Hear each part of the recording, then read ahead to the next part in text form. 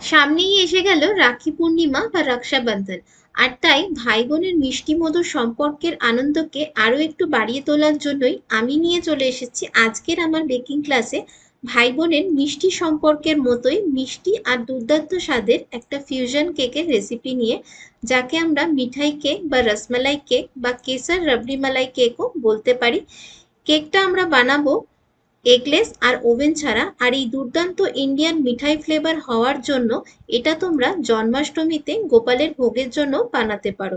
তো চলো দেরি না করে ঝটপট শুরু করি আজকের বেকিং ক্লাসের নতুন রেসিপি। নমস্কার বন্ধুরা, আমি পিয়ালি, আপনাদের সকলকে স্বাগত জানাই আমার চ্যানেল টেস্ট উইথ পিয়ালিতে। চলুন আমাদের আজকের নতুন রেসিপিটি দেখে নিই। প্রথমেই একটা ছোট পাত্রে আমি নিয়ে নিলাম এখানে 3 টেবিল চামচ হালকা গরম দুধ। এর মধ্যে এবার দিয়ে দিলাম 15-16টা মতন কেশর। আর তারপর এটাকে হালকা করে একটু মিশিয়ে 15 মিনিটের জন্য সাইডে সরিয়ে রাখবো, যাতে গরম দুধের সাথে মিশে কেশরের থেকে এর কালার আর ফ্লেভারটা বেরিয়ে আসে। এবার নেক্সট আমরা কেকের ব্যাটারটা রেডি করে নেব। তার জন্য একটা বড় মিক্সিং বলে প্রথমে দিয়ে দিলাম হাফ কাপ টক দই, তার সাথে হাফ কাপ চিনি গুঁড়ো আর 1/4 কাপ রিফাইন্ড তেল, কোনো রকম ফ্লেভার বা স্মেল ছাড়া। রিফাইন্ড তেলের জায়গায় তোমরা ঘিও ব্যবহার করতে পারো। এরপর দিয়ে দিলাম এর মধ্যে half teaspoon rasmalai essence. Rasmalai essence না থাকলে তোমরা এর জায়গায় 1 টি স্পুন এলাচের গুঁড়ো অ্যাড করতে পারো। আর সাথেই দিয়ে দিলাম 1/4 টিস্পুন করে রোজ এসেন্স আর কেসার এসেন্স। আর রোজ এসেন্স যদি তোমাদের কাছে না থাকে তাহলে তার পরিবর্তে কেওড়া ওয়াটারও অ্যাড করতে পারো। এবার এই সবকিছুকে আগে খুব ভালো করে ফেটিয়ে নিতে হবে আর একটা ফ্লাফি স্মুথ মিক্সচার রেডি করে নিতে হবে। তো দেখো খুব সুন্দর একটা স্মুথ মিক্সচার রেডি হয়ে গেছে। এবার যে বেকিং টিনটাতে কেকটা বেক করব সেটাকে আমরা রেডি করে নেব। তো আমি এখানে 1 পাউন্ডের কেক বানাবো, তার জন্য নিয়ে নিয়েছি 6 ইঞ্চের একটা কেক টিন। এটাকে প্রথমে একটু তেল ব্রাশ করে নিলাম, নিয়ে একটা বেকিং পেপারকে গোল করে কেটে নিয়ে মাঝখানে বসিয়ে দিলাম আর সাইডেও মাপ মতো বেকিং পেপার দিয়ে দিলাম, যাতে কেকটা অনায়াসেই ডিমোল্ড হয়ে যায়। আর যাদের কাছে হাইট কেক টিন নেই তারা এভাবেও কেকের হাইট আনার জন্য সাইডে বেকিং পেপার দিয়ে হাইটটা বাড়িয়ে নিতে পারো। তো কেক টিনটা রেডি হয়ে গেছে আমার, এবার এটাকে সাইডে সরিয়ে রাখছি। এখন ওয়েট ইনগ্রিডিয়েন্টস এর সাথে ড্রাই ইনগ্রিডিয়েন্টস গুলোকে মিশিয়ে নেব। তো প্রথমেই একটা ছাঁকনি রেখে এর মধ্যে একে একে দিয়ে দিলাম 1 কাপ আর 1/4 কাপ ময়দা, সাথে 3 টেবিল চামচ মিল্ক পাউডার, এতে কেকের টেস্ট খুবই ভালো আসবে, সাথে 1 টিস্পুন বেকিং পাউডার আর হাফ টিস্পুন বেকিং সোডা। এবার ময়দাটাকে আগে ভালো করে চেলে নিচ্ছি ছাঁকনি দিয়ে, তারপর ওয়েট ইনগ্রিডিয়েন্টস এর সাথে ড্রাই ইনগ্রিডিয়েন্টস গুলোকে মিশিয়ে নেব খুব ভালো করে। সবকিছুকে খুব ভালো করে একবার মিশিয়ে নিয়েছি। এবার এর মধ্যে দিয়ে দেব কেশর ভেজানো দুধটা, তারপর আবারও মিক্স করে নেব। আর তারপর ব্যাটারের কনসিস্টেন্সি অ্যাডজাস্ট করার জন্য পরিমাণ মতো দুধ এতে অ্যাড করব, যাতে ব্যাটারটা খুব বেশি পাতলা বা ঘন না হয়ে যায়। তো আমার এখানে আরও 1/3 কাপ দুধ লেগেছে ব্যাটারের কনসিস্টেন্সিটাকে অ্যাডজাস্ট করার জন্য। তো দেখো ব্যাটারটা রেডি করে নিয়েছি আমি, বেশ স্মুথ একটা লাম্পস ফ্রি ব্যাটার রেডি হয়েছে।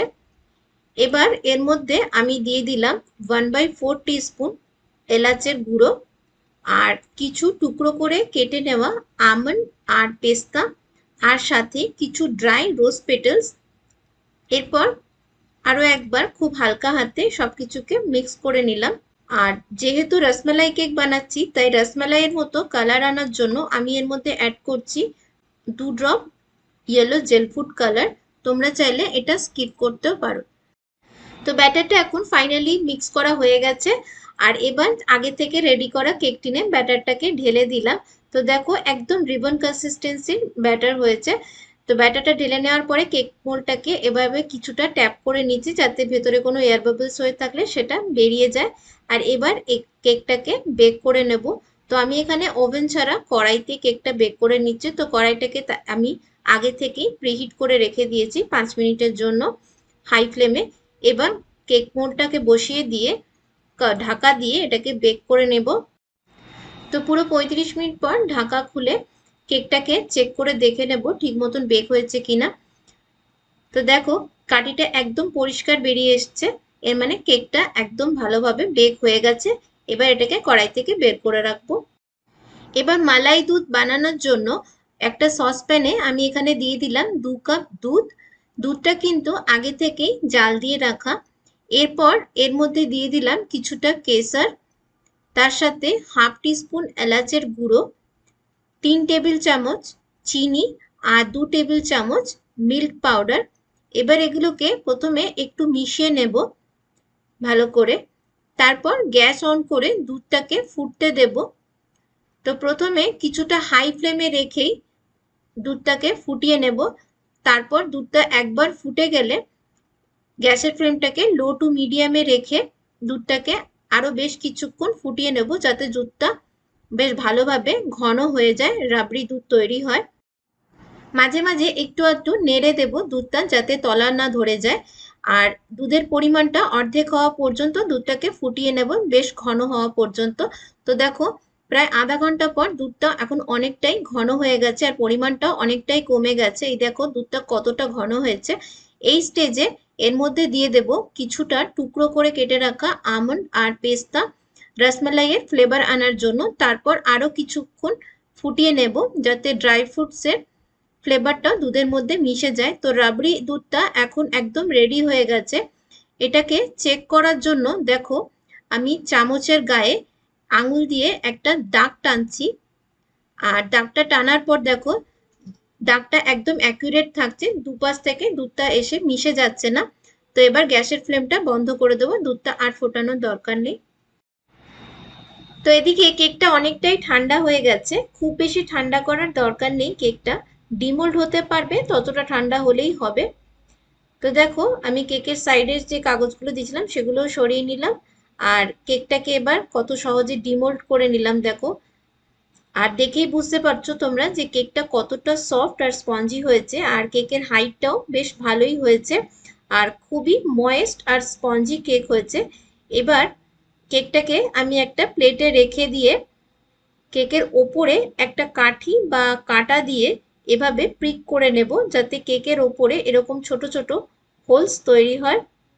এবার যে গরম রাবড়ি মালাইটা বানিয়েছি সেটা কেকের ওপর দিয়ে ঢেলে দেব, যাতে কেকটা গরম রাবড়িটা সোক করে নিতে পারে আর ভেতর থেকে আরো বেশি ময়েস্ট হয়।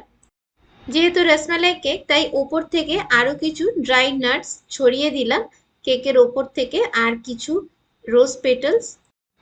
কেক একটা বিদেশি ডেজার্ট, আর এই কেকের মধ্যে যখনই আমরা ইন্ডিয়ান মিঠাই ফ্লেভার অ্যাড করি তখনই সেটা হয়ে যায় ইন্ডিয়ান মিঠাই কেক বা ফিউশন কেক, অথবা ডেজার্ট কেকও বলা যেতে পারে একে। আর এই ধরনের ডেজার্ট কেক তোমরা যে কোনো ওকেশনেই বানাতে পারো, বার্থডে, অ্যানিভার্সারি, বা যেমন ধরো রক্ষাবন্ধন, জন্মাষ্টমী। আর এই ধরনের কেক রাবড়ি মালাই ঢালার পর এটাকে ফ্রিজে রেখে ঠান্ডা ঠান্ডা সার্ভ করলে আরো ভালো লাগে খেতে। তো কেকের একটা পিস তোমাদেরকে আমি এখানে কেটে দেখালাম। আর কেকটা দেখতে যতটা লোভনীয় লাগছে খেতেও ঠিক ততটাই দারুণ হয়েছিল। তোমরা অবশ্যই আজকের বেকিং ক্লাসের এই রাবড়ি মালাই কেক বা রসমালাই কেকটা অবশ্যই ট্রাই করো, আর আমাকে এর ফিডব্যাকটা শেয়ার করতে ভুলো না। কেকটা খাওয়ার সময় উপর থেকে আরো একটু রাবড়ি মালাই ছড়িয়ে দিলে কেকটা আরো বেশি ভালো লাগে খেতে। আর কেকটা দেখতেই পাচ্ছ কতটা স্পঞ্জি, কতটা